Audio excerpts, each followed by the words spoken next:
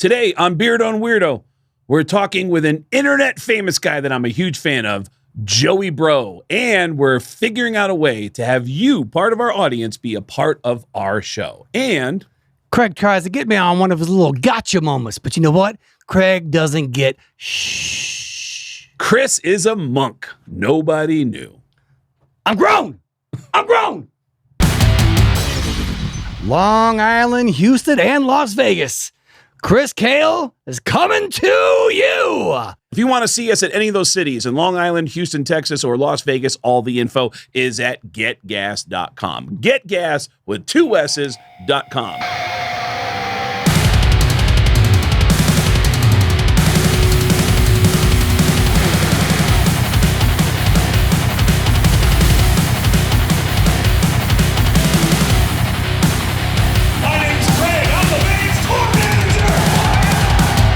So we are back. Chris is about to, well, actually, you're hitting the road here in like a, so are you like excited as a single man to be back on the road? Not because of that. I am over dating for a little while. I'm just, I'm not having any distractions in life. I got so much going on with, we got the new record coming out. By the time this podcast comes out, we'll have 2 singles off the new record called Legacy. I don't know if that's been released yet. Okay. 2 singles off the new record will be available and already out and playing radio. And we start rehearsals, I want to say like early July. I think I'll leave Vegas on the 16th. We don't want to give out the dates because this is coming out after that. Well, you're saying I'm getting ready to go on tour. Yeah, I did, because this is going to be out before you hit the tour. So, yeah. But, yeah. All right. Yeah. All right. So, all right. yeah, it's all right. It's still, all right. Yeah. So, yes, rehearsing for like 10 days, which I'm very excited about because the 2 new songs are out. We're planning on playing those new songs on this tour. So if you've been out and seen Death Punch before, we played, we're playing some new songs from the new record. Also kind of switching things up and doing different songs than what we've done in the past. So about the women. I'm very excited about that. Sex. I don't give a damn. Really? Yeah, I don't care at all right now. Don't care at all? Yeah. That's interesting because like in the years that I've known you, there's always been moments you're like, oh man, see that? That girl was talking, like, you know. Oh, yeah. But now you're like genuinely. I've been through enough. I'm good. And I'm in the Hall of Fame with Hall of Fame numbers. I'm fine. The really unhealthy thing is when you'd get out of a relationship and start being interested in getting another one. And I was like, oh man. And you would always say like, I gotta not be in a relationship. That's what I gotta do. I gotta not be in a relationship. Yep. And you're actually doing that for the first time since I've known you. You're actually just staying single. Yeah. I was against Phil Labonté from All That Remains advice. I actually go to therapy. That is one of the dumbest fucking things I've ever heard in my life. I understand what he's saying though. Like we do need, there's some truth in there. Well, there's some truth that lines up. Let's go over what he said. He basically said that men don't need therapy. We need to take action. We get our good feelings in life from doing. Right. Which is true. But he's telling us in an interview, you're talking about feelings and whatnot. You're doing therapy in that interview. Oh, yeah. You're not going to a therapist. Yeah. Yeah. So it has definitely helped me out with therapy going in and just... it's almost like a meditative thing for me. I'm taking a pause from everything else going on in the world. I'm focusing on me, making plans for the future, talk about things that upset me. And, you know, not for nothing, I'm clearly still very angry. So channel that stuff into music. And even it gives me song ideas a couple times, you know, really opening up and being vulnerable about stuff and like, oh, like there's a song idea. I don't even know what it is that makes you so angry sometimes, but I'm grateful for one thing. And I was telling this to Darcy the other day about, I said, yeah, Chris still gets angry about stuff, but you know what's interesting? Even when he's angry, I can cut through the anger and be like, hey, but Chris, and I'll tell him like if you're angry and not getting to like, hey, I don't have time for this, blah, blah, blah, whatever, I'll go, but hey, man, we got a deadline. You'll be like, fine. And you'll do it. Oh, yeah. So that's great. I can still talk to you while you're angry. Oh, yeah. I'm pretty good about still being open. And like, it's a simmering rage in there all the time. I don't know where it comes from, but we were talking to Frank Bello just the other day, and he was talking about this music being an outlet for that sort of stuff. And so, I mean, whew. Speaking of Frank Bello. God bless you all. God bless music for you all for keeping me sane. Yeah. Speaking of Frank Bello, and I agree with you, by the way, that music is an outlet. And I noticed that you are into some angry shit. Like, I feel like the stuff I've been into has been angry, but my God, you are into some progressively angry shit that I'm like, oh yeah, wow. And I've driven one of your cars before, and I was like, God damn, yeah, I felt nice. it. Feels nice. Yeah. I became a man for like half a minute during an AC/DC song. I hit the gas, yeah, bitch, and like I got imagine being outside of that cage on the motorcycle. Oh yeah, I can't at all. I'm not that much of a man. Oh, it's incredible. But something happened. I go back and I make clips of our show, and I'll start releasing clips. You do the same thing. And I'll notice things when I go back to be like, holy shit, a lot of them is your jokes. Because if I stop and acknowledge your joke and take that left turn with you, I know I'll have no idea where I was. Both of us are like, squirrel. Yeah. And I know that our audience who are paying attention to the conversation will be like, you didn't finish. You just followed that joke and you didn't finish the story, you know? It's all about bits, man. So I'll go back and I'll go, wow, that was funny. That was funny. And then Frank Bello said something that went over both of our heads. Okay. And I want to see if you notice it. Answer it. Frank and I are both living proof of that, as is Big Bell as well. Yeah.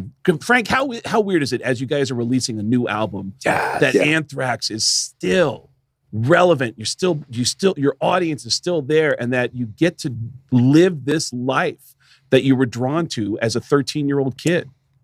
Well, here's the truth. The three of us, we're all big boys here. We've been doing it a while, right? In comedy, music, grateful, right? You're grateful. First off, I know what we're about. We have that angst. The three of us that here on talking right now, we have this angst in us, right? We have to get it out. Mm-hmm. Look, at this age, even where I am right now, I have this fucking angst that the only way to get it out is what we're doing. Pause it right now. Is what we're doing. I think I might have misunderstood. So wait a minute. You're telling me you weren't listening? No, because when you went back to review the tape, you weren't listening. No, I was totally listening, but I didn't get this far into the clip. Okay. When he said, I go, how lucky do you feel to be able to keep doing this thing and the fact that Anthrax is still relevant? Yeah. And then he said, listen, the three of us, and I went, three of us? And I thought he was not including Joey Belladonna. That's what I thought he was doing. Yep. Yep.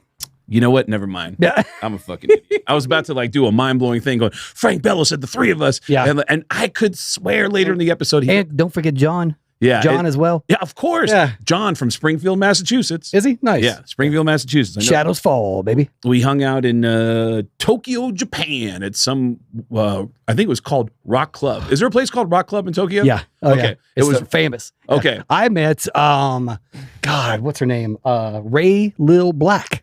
Okay. At that place. Who is that? You guys can Google that.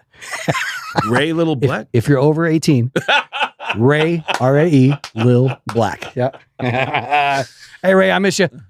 Chris has dabbled in the industry. I remember when we talked about it a couple of times, he was dating a girl who I had a long conversation with at his apartment or at his house. And it was like an hour or two into the conversation that I was like, how do you know all these people? And she goes, she looked at Chris, and Chris was like, go ahead. She goes, I work in adult films. And I was like, oh, okay. Yeah. And then later that night, looking at my social media, and I always look at who all my new follows are, because sometimes I'll see a new follow and I'll be like, oh shit, that's one of my favorite, whatever bands. And I see follows on every single one of my social media pages from the same girl. I'm like, who is this? And I click on it, and it was your girl at the time. And I was like, whoa, there's her butthole. Yep. Like, oh my God.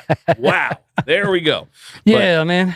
But Frank Bello episode has been doing really well. All the episodes have been doing really well. And then something has happened that is mind-blowing to me, because you and I started out, we got the bug when we were kids for music. You actually pursued it and made something of it.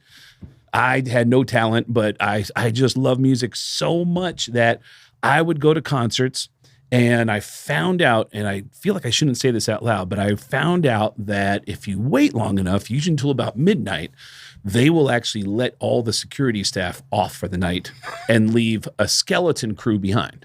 You know what I do? By the way, while I said that, you and Alex both started shaking your heads. You know what I do for work, right? Yeah. Oh my God. We don't do that though. Yeah. We literally have somebody at our dressing room door until we leave the building. So, that's true. I mean, your personal security is with you 24/7. No, venue. The venue. Yep. And that's what I'm saying. You go back, the skeleton crew is taking care of the, but the trained killers are still there that late. Yeah. But all those yellow shirts that populate the floor and the pit. Oh yeah. They all get clocked out. Yep. And it would be easy to get back into the venue where I would just start talking to anybody who worked on a tour and just say, hey man, what is your job? What do you do? Yeah. How'd you get that job? I mean, he's also failing to mention that he brought cocaine into the building. Hey guys, so let's talk about rock and roll. No, I was definitely doing cocaine and I never shared it. But, so I'd go back in and I just wanted to meet people who worked in the music industry. And I'm still to this day fascinated with those people. And we are starting to get some of those guys on our show. Those guys have stories. And it's incredible how, as a kid, very few people would want to talk to me, but someone who really, I mean, that's still today too. Yeah. Somebody who identified that genuine curiosity would be like, oh man, I'm the stage manager and my job is blah, blah, blah. And they introduce me to people, whatever. And some people would be really cool to me. And I started making friends from the time I was 14, 15 years old. And it just kept snowballing until we're at the place we're at now, where I have tons of friends who are all over the world, constantly touring. Oh yeah. And, your Rolodex is crazy. And it's crazy that there are still people that I can feel an annoyance from when I'm backstage at a show, and including Chris. And something is starting to turn right now, and it's because of this show. Okay. I've had 2 different people recently reach out to me and say, hey man, that show that you do, I have a question. And the question is about a job they're looking for in the touring industry. And they're hitting me up for jobs. And I'm like, wow, man, how far has this whole thing come? Yep. That I've gone from the annoying kid who's 14, 15 years old, genuinely saying, what is your job? How'd you get this job? Yeah. Because we all have that experience of going to concerts and getting in the arena and going, who are the guys that get to be on stage right now? How do they get that job? Yeah. I want to work with my favorite band. I want to work for Ozzy. Yeah, of course. Or whoever. Yeah. For a lot of them, it was Kiss. And, we talked about with Frank Bello. Yep. Steven. So to go full circle into. Hey, cue the Death Punch music, full circle right there. Yeah. It's an amazing thing to have people actually hitting me up to connect them for future jobs. Yeah. That's a crazy thing. Like Gen Pop or No. People with incredible resumes. Oh, nice. Very cool. People who've been on the road for decades. Look at you. Yeah. Bringing the people together, man. Yeah. Doesn't that feel nuts to you when you're meeting people and like you're actually in a position where you could? Actually, my brand new tech, a guy named Chris, I met him ages ago. Like when Death Punch first hired me, we were out on the road and we were going back to do the video for Under and Over It. Okay. I am on the plane back to Vegas to do the video. All my equipment's on the road. All my equipment. I had like 2 basses at that point, probably. Okay. And as we're flying back, they're like, "Hey, make sure you bring a bass because we're going to be doing live performance on this video." I'm like, I have 2 basses, and they're in the vault right now, going to the next show. So I had to scramble. I played what did I play back then? It was a Spector. So I had a Spector bass. The Rex bass, actually, from Pantera. Oh, nice. His style. I had that type bass, and I'm like, okay, how do I find one in Vegas where I can borrow it and do this video? There was a Spector owners group, like on Facebook probably, and I saw this guy, Chris, who had the same bass that I played, except it was a 5-string bass. So me being brand new, probably didn't even know I was in the band. I sent him a message on Facebook. I was like, hey, man, it's going to sound weird, but I'm the bass player for Five Finger Death Punch, and we're doing a video in town.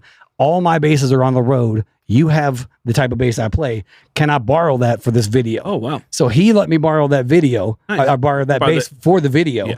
And it's a 5-string bass. It's the only time I've ever played a 5-string bass in that Under and Over video. You can throw that up there too if you want to, Alex. And he was working for Suicidal Tendencies just recently, back with the Metallica run. Yeah, because you introduced me to him in Melbourne, Australia. Yep. Known him for years. He asked me a while back, hey, if you hear of any new jobs opening up, let me know, because I think Suicidal's touring cycle is coming. Oh. Yeah. So speaking of full circle, the guy who I called to get that Spector bass that day is now my bass tech. Wow. Yeah. So I'm able to give people jobs as well. It's nice to have them out on the road with me right now. Yep. That bass right back there with the white pickups. No shit. Thanks, Chris. Wow. Yeah, dude. I remember being, you introduced me to that guy on stage. Yep. And the one thing I remember about that night is we're watching the show. Trujillo's kid is the bass player of Suicidal. And we're watching the show. And I think I noticed it first. And I go, oh my God, look at the balcony. This theater, this beautiful theater in Melbourne. Yeah. Do you remember what the name of the theater was? I don't recall. They had a balcony that was completely shut down. There was only 2 people in the balcony. Yeah. And it was Robert and Chloe Trujillo. Yeah. And they had security with them up there, and they were just watching and smiling at their kid. And I was like, God, those are good parents. Man. He's an incredible bass player too, and makes it look effortless when he's up there. I might have footage of that. If you see footage following this right now, I did have footage of it. And what I know we have footage of is a video that we did for our good friend who was playing there right after we were there. Sebastian. Mr. Sebastian Bach. So we got that video of us in the venue going, yeah, man, just showing you the place that you're playing out here. Yeah. I mean, dude, what the fuck? Yeah, it's so good. I want to play there, dude. You are playing there. Dude, what the fuck? Yeah, it's a beautiful venue. So we'll have to put that thing up there too. That shows the relationship we have with our good friend, Mr. Sebastian Bach. We lost our chance to get him in the studio, man. He's already moved out of town. Did he really? He moved out of town. He's in Los Angeles. And I was like, hey man, can we get you in? Can we get you in? Dude, and he would give me a response, like a detail, like, I'm on the road. My head's like, dude, I'm all in tour mode. Yeah. Sorry, I'm moving. And I was like, just come in. And it's hard to try to interrupt like big life stuff. I mean, he is a road dog these last couple years. Did you see the recent interview that someone just did with him? Yes. So I found out that is 10 years old. Oh, really? Okay. Yeah, where he got upset about the name. Yeah. That was if 10 Mick years. Mars can be Mick Mars. Yeah. And he got upset. That's crazy. It's coming out now. I'm like, you're just teasing the guy, man. You're just fucking with the dude because Sebastian been known to jump boot first into the crowd. Oh yeah. You don't want to mess with that dude. He's 6'7" or some shit like that. Yes, he is a temperamental dude. Yeah, man. I mean, I get it. So about the sex, are you meeting any? Are you planning on running into anyone when you get on the road? Like, are there certain cities you get to? You're like, oh, I'm going to see this person here. I've got comedy scheduled in Wontoc, New York. Houston, we're doing a couple other dates. So Las Vegas. Zero distractions. Yep. Focus on the comedy career, focus on podcasting, focus on getting good guests, working on sponsorships, which hopefully I'll have a good one coming up here. No SEX at all. What was the question? No SEX at all. I play bass. What's that? Yeah. All right. Yep. By the way, I've been meaning to say this to you. The last time we performed at Jimmy Kimmel's, the very last set that we did together, I tried to tag your joke and you clearly didn't do it.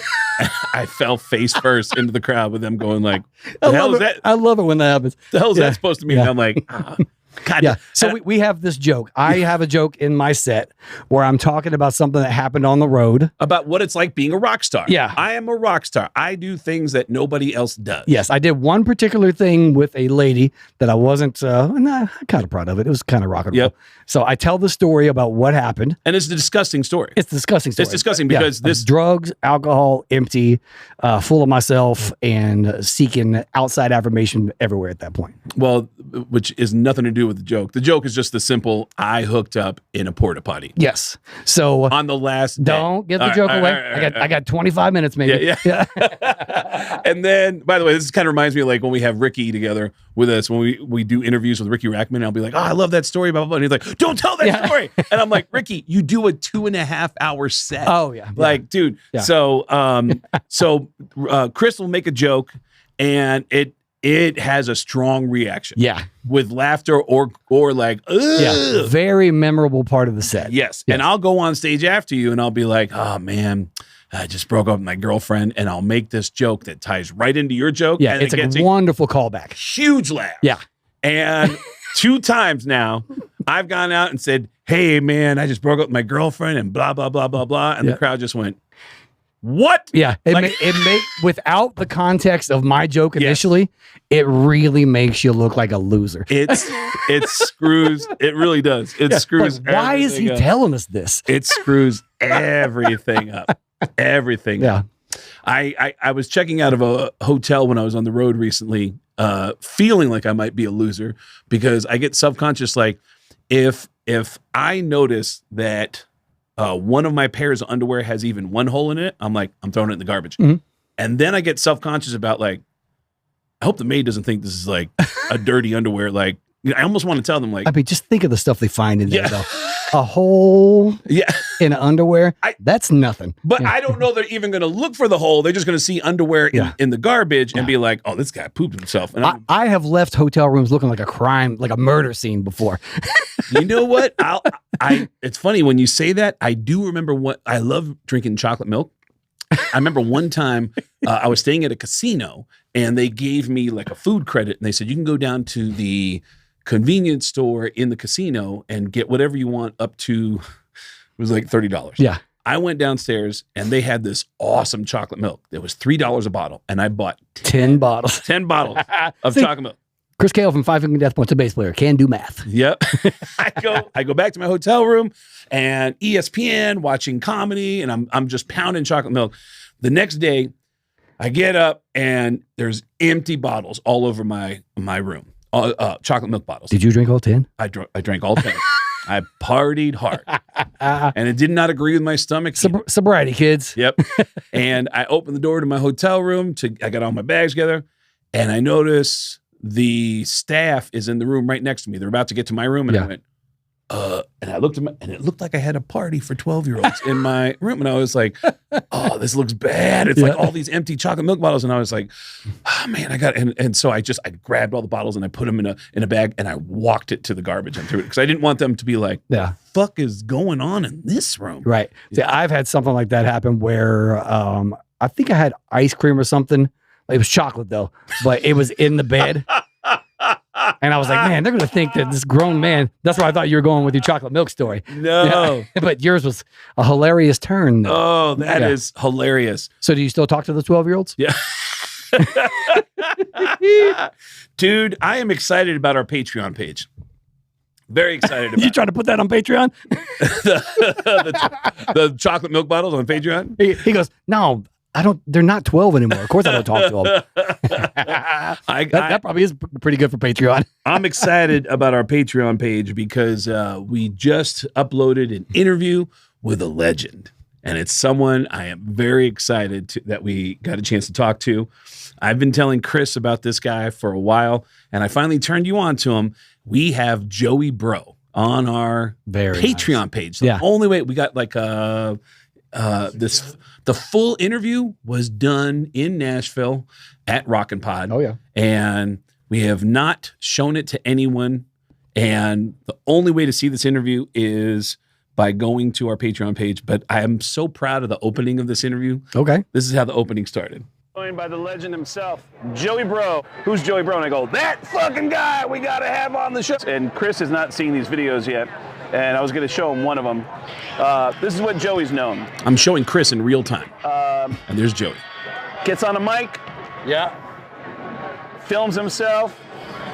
Home studio setup. And just rocks out.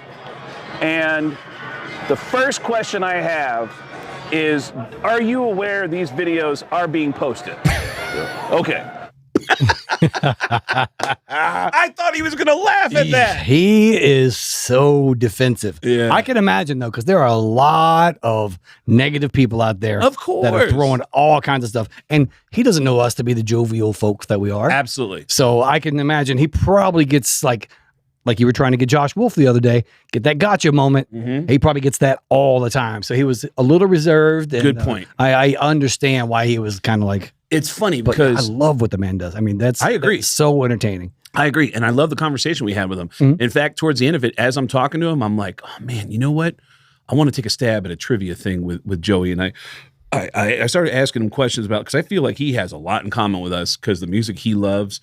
And it's funny, you're bringing up something that as I was growing up and getting the opportunity to meet my favorite comedians, my favorite musicians, sometimes I would feel like they put up a big wall against me, and I'd be like, man, what is that guy's problem? Like, all I'm trying to do is just talk to him, whatever. Yeah. And then as a stand-up comedian, I started to experience some success. And with it, I had weird experiences that made me put a wall up to people. Oh, yeah. And now I find myself being in situations where people are like, hey, man, I'm just trying to, one of them, the first one that comes to mind is a club, a legendary comedy club that I've worked with forever. And I had some bad experiences in between the last time I was there. Soul Joel's? And the most recent time. No, it wasn't Soul Joel's. And I remember saying something about the money that I was going to be owed that weekend. And I can't remember what the statement was, but it was a statement based on experience where I was like, hey, man, we need to make sure A, B, and C. And the guy genuinely looked at me and went, Craig, I'm not going to fuck you over. And I was like, but somebody did. Somebody did. Prior to that? Yeah. Same place, though? No, not the same place, but, okay. But I started to realize I left myself open to vulnerability where I could be taken advantage of in a certain moment. And so now it became more protective in the same moment. And then, experiences like that make me look back at this history of running into people who I truly loved and admired, where they would be a little standoffish, and I'd be like, man, I'm just trying to tell you how much I love you or whatever. And they would be a little, and I realized, oh, okay. Now I've had some personal experiences that makes me a little standoffish. Like sometimes in certain situations when somebody's complimenting me a lot, I feel like, oh, they're going to drop the other shoe and say something else. And totally different experience out of me. I'm like, yeah, you want the fight? Like, you're right. Go ahead, man. I know. You're right. Go ahead. Have you ever been in a situation, I've never asked you this question, where you thought someone was coming at you and you were like, what's up? And then they were like, I just want to say I love you. Like, have you ever? No, I mean, look at me. Who's going to come after me? I think I told you this before, but there was it was who does that to you? You're a big dude that looks like a head of security too. I'll tell you exactly what it was. Okay, and you might remember the story because I could swear I told it to you before. It was around Christmas time. I'm in Tucson, Arizona, and I'm at the Park Mall. I always would do Christmas shopping on Christmas Eve. I love the insanity of that, of just like, I'm getting all my gifts right now. And I'm just running around and it's Christmas everywhere. And I'm getting all my life. Oh, they would like this. They would like, and kids, this was before Amazon. Yeah. So no, this is last Christmas. And so I'm at the Park Place Mall and I'm in the store and I'm walking in. I look up and I'm looking at the people working at the store, working at the register. One of them is a guy looking right at me and he's smiling. He starts laughing. He looks at the girl next to him and he starts whispering. And I went, hey, man. And the guy looked at me and I go, I'm right here, dude. And he goes, what? And I go, you're making fun of me. I'm right here, dude. Uh-huh. And he goes, weren't you on Sex and the City? And I go, I mean, that's not the right voice. Oh, that's not. Let's hear his real voice when he asked you. Hey, what's up? Were you on Sex in the City? That's crazy. Probably more like, weren't you on Sex in the City? I've never felt more like, oh, yeah. I am so sorry. Yes, my name's Craig. And I was like, oh my God. Have I talked about the one time I pulled up to the hotel in the bus and there were fans outside? This is back when I was still drinking. And so I hadn't slept well on the bus. I'm just like, oh my God, how did they find out that we're staying here? Like, I look like trash. I feel like trash. Now I got to go put on this public face out there with the fans waiting for us at this hotel. So I'm like, oh God. All right, let's get out there. I walked off the bus. The Lakers were staying there. Oh, that is hilarious. They did not give a damn about me at all. Oh, and I was like, I can't believe it. I got to, it's 9 o'clock in the morning and I got to put on this face right now and be happy. Yeah. After I'm hungover and just slept like crap on the bus. Yeah. I should have known. That is tons of Lakers shirts on. That is hilarious. Another group of people want me to sign their Kobe jerseys. Oh, I can't believe it. They know I don't like helicopters. That reminds me of they used to have a club in Times Square, a comedy club that I went into one night. And it was a real, in terms of stand-up, it was a real crappy club because it was one of those clubs where There's no such thing as a crappy club. They gave you the opportunity to get in there and play for 5 to 10 people probably at that point if you're calling it a crappy club. No, everybody hated this club because it was a club that would people who come to New York who could not get on stage anywhere because they didn't have any momentum to get them into New York. They hadn't been passed. They hadn't been passed yet. They would go to this club because this club would say, go into Times Square. We're just a block and a half away, and sell tickets to the show. Mm-hmm. Come see a comedy show here in Times Square. And if you get at least 10 paying customers with your name on the flyer, then you get 10 minutes of stage time. Okay. And so they'll give you money. They'll give you like $20 and let you do, but you've made the club $250. Yeah. But they'll let you do 10 to 15 minutes on stage. So it was one of those clubs where it wasn't about how funny you were, but it was a group of comedians who had, comedians, using the term very loosely, who would help the club make $2,500 in ticket sales. Okay. Tonight. Nice. And professional comedians would come in, they'd be like, yeah, you get up here. And then they would immediately go, as seen on blah, blah, blah. We had comedians from Howard Stern and Saturday Night Live, like whoever, whatever your credits were, there was like, oh yeah, we've had guys from those shows. And it would be kind of a weak thing for me to walk in and go, God, it is a packed crowd. And I'd go up and do a set. And it was like being on the road. It was like doing a road gig because it was all these people who had no idea where to go in New York. And they're like, oh, it's a professional comedy show. Yeah. So the audience was always great. I went in there one night and I had one of the strongest sets ever where it was like explosion, standing ovation. I walk off and I open the door to go right back into Times Square. I was on a date with a girl, so I wanted to impress her. Like, I'm going to do a couple quick minutes. Boom, boom, boom, crowd. Nice. And I look at her and she's like, wow. And I go, yeah, let's go back out and go get some dinner. Open the door. And as soon as I open the door, I hear people go, oh my God, can you take a picture? And I said, absolutely. They handed me the camera and they all posed. And I went, oh shit. Okay. From megastar in this club to like, oh yeah, it's over. Oh yeah. Yeah. That thing you just did, that success you're feeling is over right now. Yeah. You're already out in the real world. We played Hershey, Pennsylvania at Hershey Park.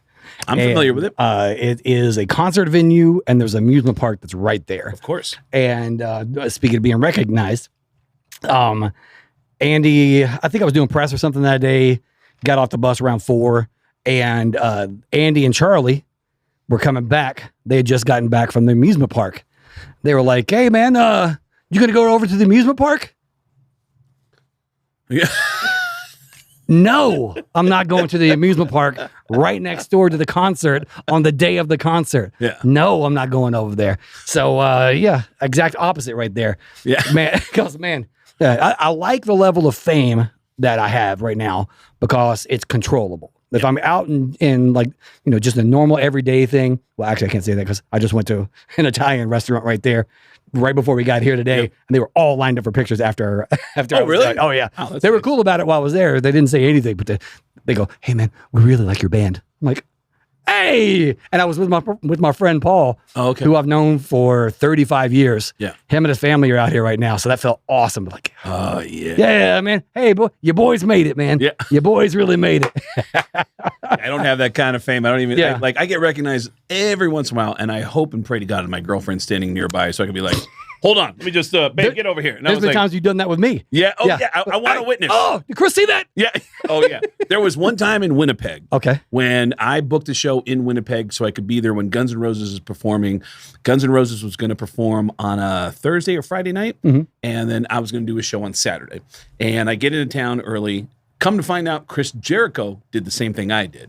Chris Jericho booked, at the time, a spoken word show, which was amazing. I actually haven't thought about this in a while. I hope, Chris Jericho, if you're watching this, I hope you get back to that spoken word thing because you had some incredible stories. I mean, it was as a wrestling fan, he had stories about how they would find out when the WWE, or I guess it was WWF at the time, when they would come into Winnipeg, they would find out what hotel everybody was staying at, and they would go and hang out.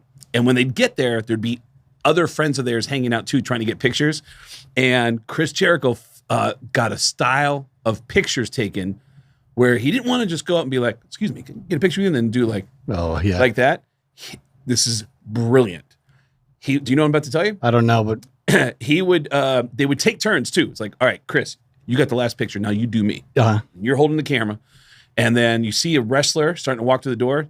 He would walk up, wait for the guy to come to the door and start walking alongside him and then go a little bit in front. And then his buddy would go, Chris. And they both look and he'd go, and it's him with Andre the Giant, like, and it looks casual. Like I'm just walking down the street, like, what's up? It's just me and Andre the Giant. What are we doing? Paparazzi out here, dude. It's brilliant. Nice. But he said that his buddy would always fuck up the shot and manage to get Chris behind the wrestler, so he'd fuck everything up. And Chris knew what he was looking for. He had the eye for it. Like, got it. Yeah. But his friend didn't know how to take that shot. Yep. He also had stories about how he used to work at a pizza place where, he said the name. And he's in Winnipeg where he grew up, and everyone goes, oh, everybody cheers for the pizza place. And he goes, now, I don't know if you know this. He goes, but they do this thing where if you work for that pizza place, if there's an order that nobody picked up, they'd be like, all right, hey, you guys get this order. The employees can eat the pizza that was never claimed. Yeah. And he said, and before every shift, I would call in and be like, I'd like to get an order for Jeff, large pepperoni and olives. And they'd be like, okay. And he'd be like, and then he'd show up a couple hours later and be like, hey, by the way, we got this large pepperoni with olives. And he'd be like, oh man, nobody got that. And he, yep, I knew that was coming. Yeah, you know, I worked in restaurants. You know, yeah, I know. Yeah, because there are some places that if there's an order that no one picks up, you cannot eat that. They'll throw it away because they don't want their employees to be doing that. I've ran into that. It's kind of like how many businesses now don't take cash. Oh, and you know why? No. It's because the employees. Oh. They don't want the employees handling the cash anymore because the employees will figure out a way. I mean, have you seen these kids today, though? Yeah. Yeah, I mean, I love y'all, but y'all different. Yeah. Y'all different. That like you go into a gas station and let's say you got, your change is, your total is $19.32. Yeah. And you give them $20.32 just to get $1 back. Yeah. That's the way the math works out. Yeah. My God, if they're like, oh my God. Yeah. Yeah. There was a big, but they know everything about technology, know all the trends, all that stuff. So they got no time. Yeah. To give back Chris Kael $1 change, but not letting the employees handle cash Yeah. because there's a big window of opportunity for them to pocket shit. Yeah. And you'll never know about it. I remember there was a guy who worked at the Comedy Store who managed the place for years. His name was Tommy, and a lot of comedians didn't like him. I loved him because he was great to me. He was a very odd guy, but he was good to me. Yeah. And he always would give me stage time. And I started hearing stories later that like other people didn't like him, and I'd be like, why? And they tell me, and I go, whoa, I didn't even know about that. Yeah. But Tommy got busted pocketing money, and the way he did it, and I'm going to get to my point about Jericho and the whole reason why I brought up this whole thing. We're going down a couple different rabbit holes. Yeah, I got another one right as soon as you're done with this one. But this guy, Tommy, he worked at the Comedy Store, and the Comedy Store for the longest time, I don't think they still do this, because it was really thin in the early 2000s. It wasn't until about 2015 that things started just turning around for the Comedy Store, and they went through a rebirth. Yeah, I was there in 2002. Oh, is that right? Yeah, right during the low. Oh, yeah. And it would just be, it's hard to get in there now, but day or show, walk right in. Yeah, and it was a weird energy back then, and so they had a relationship with all the hotels on Sunset Boulevard or anywhere in the neighborhood. Yeah. Hey, if you just tell your guests that they're, we'll take care of your guests. Just say, just go to the Comedy Store and tell them you're staying at the Hilton. And what this guy Tommy would do is he'd work the box office and he'd be like, hi, how can I help you? Like, can we get 4 of us in the show tonight? It's like, yeah, it's $20 a piece. And then he'd collect the money. And then he'd go, we got 4 hotels. Go ahead. And then he would send them in and he put it in his pocket. And they finally put in a hidden camera and they caught him do the whole thing. Yeah. And he finally got blown out of there. And so many comedians were happy that happened. But before I get to my point, what is the thing you wanted to say? And before you get to Chris Jericho, I have a story that's kind of like that back when I was bartending. Okay. So I was working at the Hard Rock Cafe. And we had a manager, Greg Thomas. Love you, Greg. We've talked about this story before. Did Greg pocket money? No, Greg Thomas. He was a wonderful dude. Yeah, he's been one of my favorite managers. He manages a spot right next to Yardbird. Yard House. No, Yardbird. Oh, Yardbird. Okay. Yeah, yep. I know the difference, Craig. All right. I didn't know. Yeah, Yardbird. All right. The best fried chicken ever. Really? Yeah, it's at the Venetian. Oh, and I'm from Kentucky. Whoa. I know fried chicken. I haven't taken you there? No, I'm making a note of it right Yardbird. now. Yep. So he used to manage that spot because he left the Hard Rock and went over to Yardbird. Okay. I ended up making it in Five Finger Death Punch. Okay. And I had another buddy, Eric Pouts. Him and I were like the top dogs bartender wise. I mean, we crushed, selling the most. It was crazy. And I mean, my hustle. I sell. Absolutely. And we were both working behind the bar all the time. And he's from Florida. I'm from Kentucky. So very solid dudes, very honest. Don't do like, not going to steal from the damn company at all. Yeah. And Greg, later on in life, he goes, you know how many times I tried to bust you two stealing? Oh, you're kidding. Yeah. Just testing us. Cause he was like, these guys they're too good. Something's going on. Whoa. Yeah. Yeah. So he would try to, he would have somebody come in with a marked $20 bill, order something that was close to $20. Yep. And later in the night, go see if that was in the tip jar. No shit. Yeah.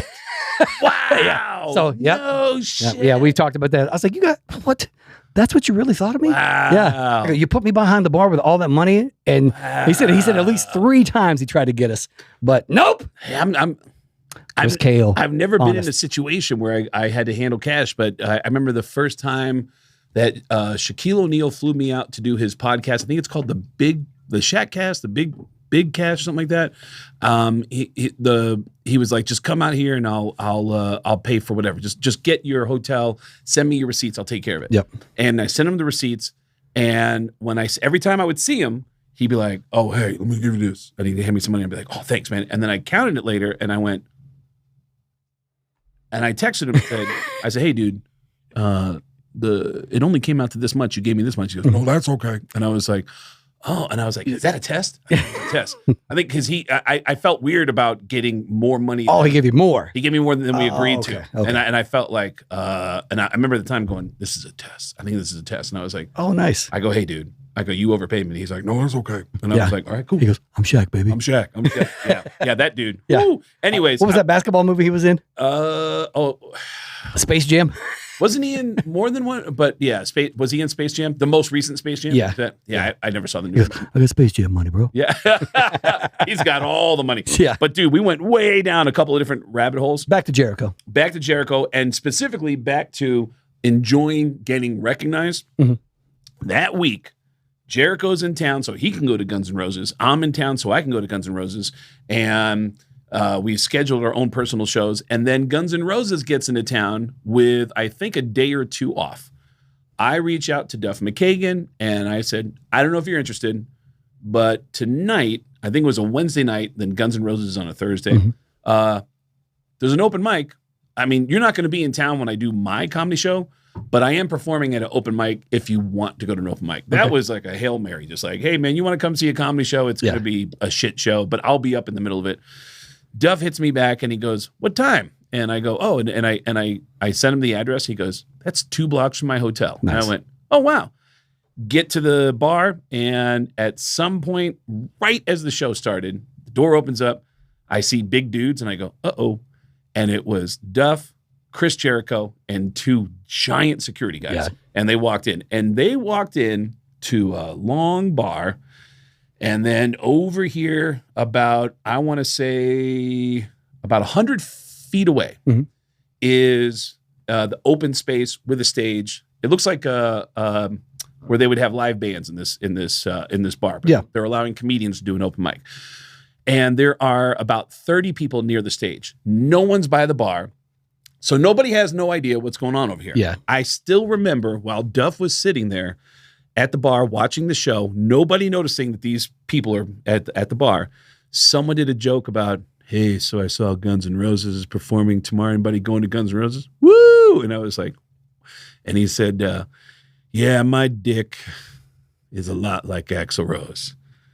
I get up around 7. It gets up around 9. Or no, it gets up around 7. I get up around 9. I just fucked the whole joke. Yeah. But it was a good joke. But I'm standing there talking to Duff and Chris when a guy finally emerges from where the comedians are performing, walks over past us and does a double take and a triple take. And he goes, oh my God, I'm sorry. And I see Duff and Chris both start to go like this. And the guy goes, were you on King of Queens? I go, and I looked right at Duff and Chris and said, I was on King of Queens. Would you like a picture? Come on, write this down. What's this date? Write down. July 8th. Yeah. Write this down. Well, let's take it. We want to take 2 pictures. Come on. Hey, Duff, can you take this picture for us? Yeah. Oh, that was a great moment for me. An absolute great moment for me. But I want to put something out there in the ether on behalf of both of us. We've discussed this go to our Patreon page, and if you're just a minimal, like $5 subscriber, you're just in at the entry point. Yep. We want to offer people a chance. We're going to let you know in advance some of the guests that we're going to have on.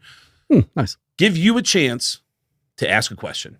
Oh, just beautiful. Throw it out there. And then while we have these people in the studio, we'll throw the questions out and go, hey, this is a question on behalf of this member of our Patreon. And we'll ask the question. And we have some good ones coming up soon. We got Bruce Kulick coming up. Yep. We have Ricky Rocket. I'm almost afraid to mention some of the names because I don't want other people trying to take the guests and be like, oh, are they available? And try to take those guests. But Eddie Trunk. Yeah.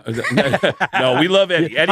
No, we get along great with Eddie. But you and I will be talking about a guest. I'm like, Yeah. Eddie got it again. Yeah. Well, Eddie gets everybody. Of course he does. But we all get along. We hang out with Eddie all the time. Yeah. So. I saw him at the Struts show just recently here in Vegas. You're kidding. Yeah. I didn't even know the Struts were here. That show was amazing. Dude, the Struts are so fucking good. They played that first record start to finish. Oh, son of a bitch. Where was that at? You were in town? No, it was a long time ago. Oh, was it? Yeah, it's been last summer probably. Oh, okay. Yeah. I was still dating the girl that I had to call the police on because she slept in front of my house one day. Wow. Yeah, that was back then. Yeah. Good for you. Yeah, I don't make good choices, kids. Some excitement. So go to our Patreon page if you would like to be active and be a part of our shows. You can ask questions of some of our future guests. And I think without naming the guests, I think from now on, we'll just start putting the names of the guests for those people who are at the opening tier of Patreon. Like Paul Stanley, we got George Bush Jr. George Bush Jr. All right, look, we'll just say Michael Jordan. Elon Musk. Yes. He's coming in. Yeah. The guy he actually paid to be on the show. The guy who allegedly the guy who whacked off at the Korn concert. We're getting them all. Yeah, we're getting everybody. All the stars. Yeah, the air drummer. The air drummer is coming on our show. The influencers. Yeah, it's coming. And so we are going to be on the road in Wantagh, New York, in Long Island at Mulcahy's. We're coming to Houston, Texas, and we're going to be performing in Las Vegas again at Jimmy Kimmel's Halloween weekend, which is also Metallica weekend at the Sphere. I wasn't listening. Yeah, so if you want to be... I was thinking about something else when you started talking. What were you thinking about? I was gone. I was thinking about how many bass packages do I have sold and versus how many do I have available. You can meet Chris and get a bass package, chriskael.com. But for the dates and all the info about the comedy shows we're doing together, as well as the dates that I'm doing in Chicago, Boise, Tempe, all around the country, go to getgas.com. Getgas.com with 2 S's if you want to get information about the comedy shows. chriskael.com for information about Chris Kael at 5 Finger. I was just doing the math as well while you were talking about that. Supplies are limited on those bass guitars. Okay. So I do have a few available. So if you want to get it now because they are going to sell out. Okay. And it's hard to keep those in stock because you guys have been so wonderful about picking up those bass packages and vest packages. Right now. But I am running super low. So if you're thinking about it, get on it.